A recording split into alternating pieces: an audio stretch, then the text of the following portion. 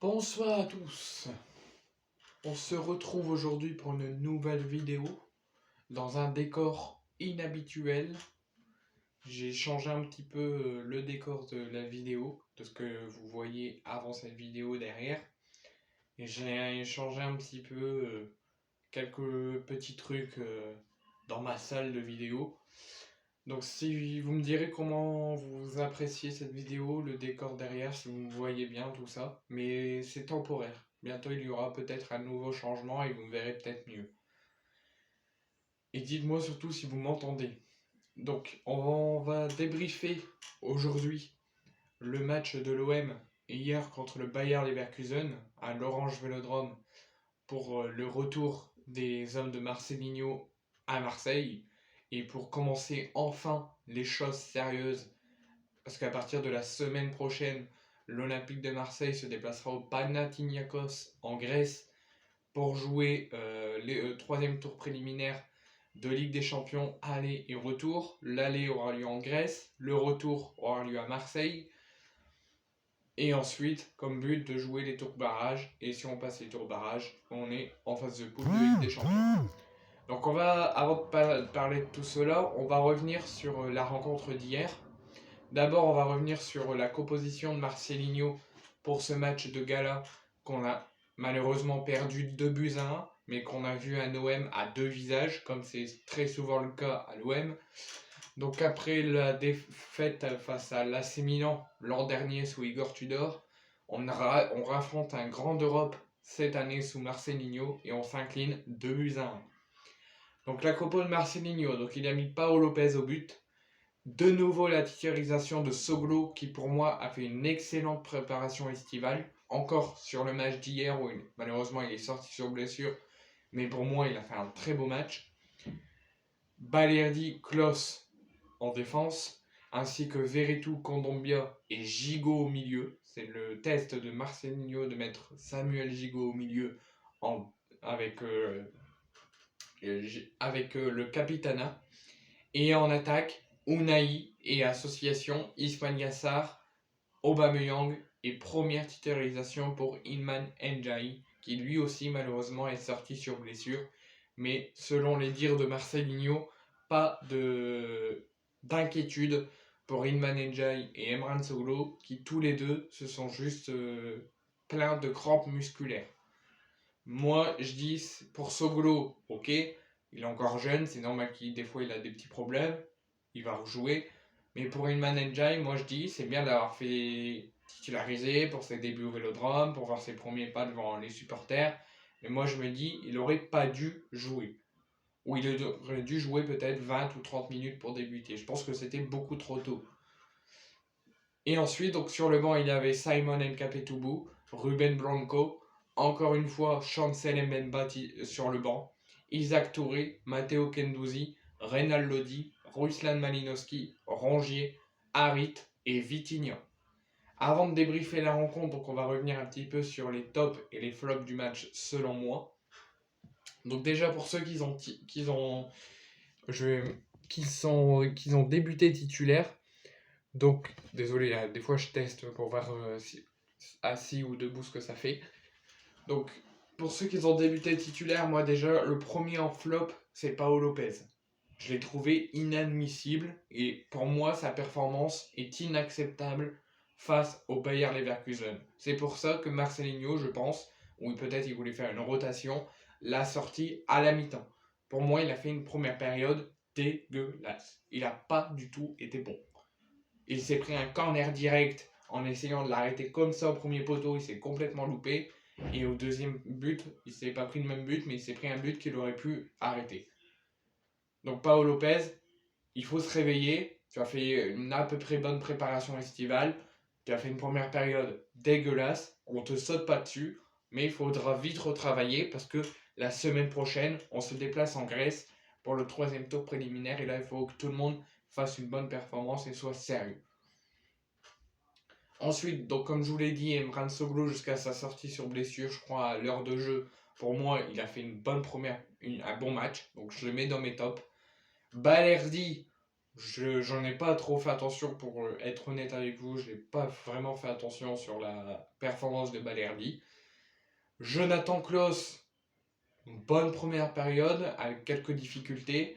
Bonne deuxième période, mais il peut faire encore plus. Pour Ilman Ndiaye, il est sorti sur blessure, mais moi je le mets ni dans mes tops ni dans mes flops. Il vient de débuter seulement. Pierre-Emerick Aubameyang, je l'ai trouvé assez bon, donc je le mets dans mes flops, dans mes tops. Pareil pour Ismail Yassar, qui pour moi a été excellent. Ensuite, pour ceux qui ont débuté sur le banc, Chancel Mbemba aurait dû être titulaire à la place de Balerdi. Donc Chancel Mbemba, pour moi, a fait une bonne rentrée, mais il aurait pu faire plus s'il aurait eu la confiance du coach et qu'il aurait joué plus de minutes durant cette préparation. Ensuite, comme d'habitude, Isaac Touré, il a été très bon. 2 mètres, à chaque fois, il est là pour les centres, les corners. Donc pour moi, il a été bon. Reynald Lodi, premier pas excellent, tout le temps présent. Il fait du Samuel Gigot, qui lui aussi fait partie de mes tops. Il a été très bon également. Il est tout le temps partout. Dès que l'OM perd la balle, il court vers le joueur qui a le ballon pour aller le chipper. Donc Reynald Lodi, très bon. Malinowski n'a pas joué. Rongier, comme d'habitude, il a fait son rôle de capitaine, son rôle de milieu, pas mal. Harit, on va y aller tout doucement avec lui, il fait son retour seulement à la compétition. Et Vitinha, manque de transcendant. Donc dans la globalité, malgré une première période très moyenne, très délicate, la bonne partie de l'équipe a fait leur match et a montré tout ce qu'ils pouvaient faire. Donc c'est la première période. On voit une première période pas bonne du tout pour les hommes de Marcelinho. L'intensité, ils essayent de le mettre, mais ils font face à des Allemands vraiment transcendants qui se donnent à fond pour remporter ce match de gala. C'est vraiment, si je devrais qualifier la première période de l'OM, une première période très délicate et très moyenne.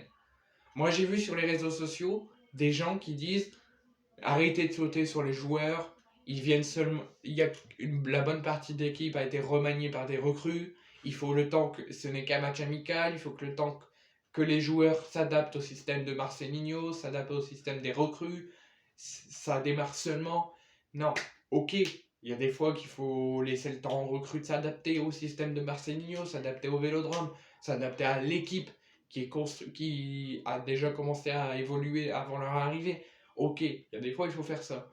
Mais là, sur ce match, même si c'était qu'un match amical, ça pouvait donner déjà une perspective sur ce qui va se passer au Panathinaikos.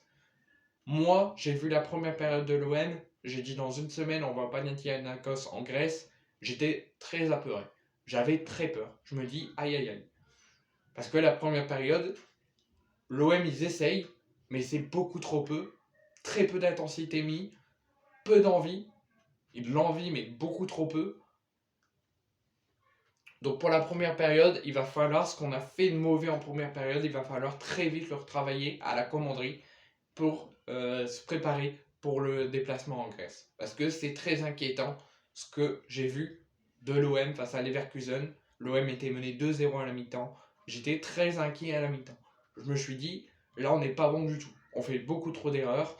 On attaque très peu. On attaque mais très peu. Franchement, la première période, surtout Paolo Lopez qui a été nullissime. Là, il y a vraiment des choses à retravailler, ce qui n'a pas été bon en première période.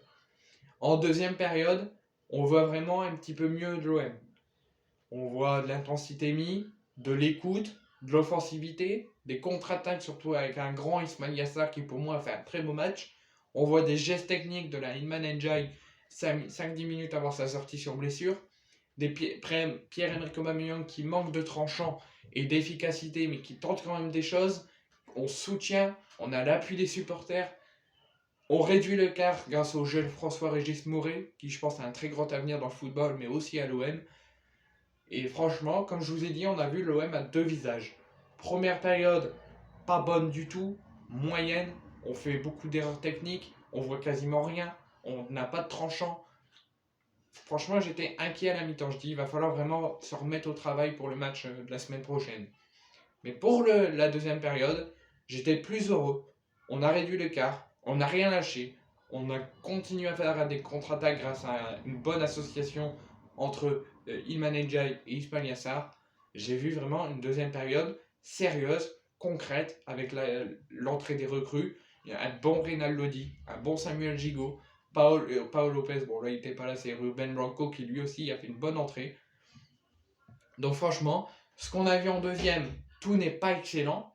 Il y aura quand même encore quelques petites choses à revoir sur la deuxième période, mais il y aura énormément de travail, énormément de choses à revoir sur la première période. Donc là, on n'est pas inquiet, on est déçu, parce que sur ce qu'on a vu en première période, l'OM méritait largement de perdre. Sur ce qu'on a vu en deuxième période, en tout cas c'est mon avis, l'OM méritait au moins d'accrocher le match nul.